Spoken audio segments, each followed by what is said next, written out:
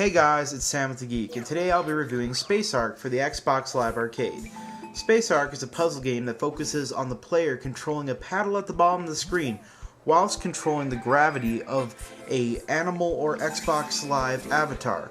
You use both analog sticks to collect points and fruits to help terraform planets. Space Ark has over 100 levels, adding lots of replayability. The presentation is very colorful and kid-friendly, however the animals look blocky and poorly rendered like something out of a Nintendo 64 game. Luckily, you do have the option to use your Xbox Live avatar in place of the animals.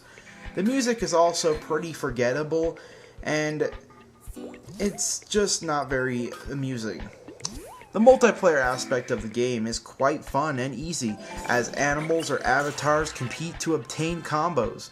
However, multiplayer suffers from the fact that it's only split screen, and from the fact that the cylinder-shaped levels are quite difficult to predict movements of your animal and avatar while trying to span across the level. Also, loading times are terrible in both single player and multiplayer, spanning across 15 to 20 seconds, which is pretty bad for an Xbox Live Arcade game. I also find the combo system to be quite troubling. The objective is to get as many of the same colored blocks as possible while working to get extra combos.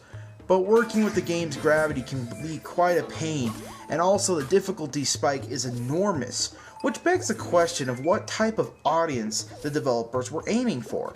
The presentation is aimed solely at children in every way, but later levels can be so difficult it can be extremely frustrating for any gamer.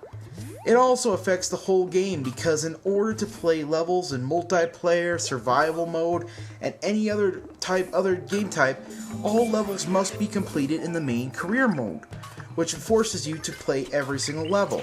Not to mention, the certain levels require a certain amount of percentage to complete. Nowhere in the game does it say what you need to do in order to get 100% completion in every level. Also, the price is pretty puzzling. Pricing itself is at $10 is putting it up against huge competitors such as Peggle and other huge arcade games that have been around forever. I mean, although the title is replayable, it's not as replayable as other titles with online multiplayer and all levels accessible from the start. Overall, if you're itching for a difficult puzzle game that will give you a couple of hours of fun, this can do it, but a decent game in a market full of classics is hard to pony up for. Overall, Space Ark gets a 6 out of 10.